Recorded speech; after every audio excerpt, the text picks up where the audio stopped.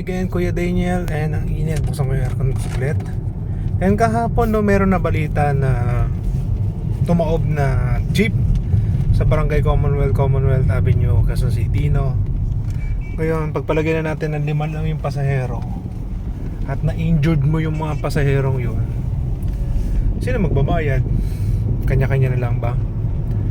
So, yung nakita kong jeep is yung mga bulok na jeep na, okay? What you gonna do sa mga ganyan na nakakapag-aksidente tapos walang pambayad, di ba? Unfair naman yun. So, sana kung ayaw nyo ng jeepney phase out, ganito gawin natin. Magkaroon ng insurance, accident insurance, yung mga damage na to property, yung mga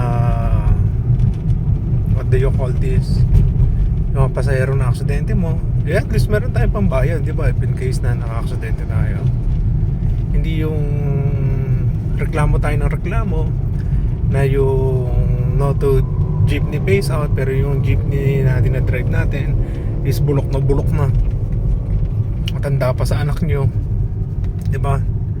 So sana maging fair din naman yung yung ating mga jeepney operators and jeepney drivers na magkaroon ng obligasyon na tulungan yung mga na-aksidente nila.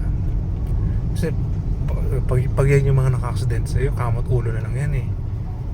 Eh sir, pasensya na eh, madali kasi eh. Pasensya na boss eh, kiti-kiti, no? Nakakaasar, di ba?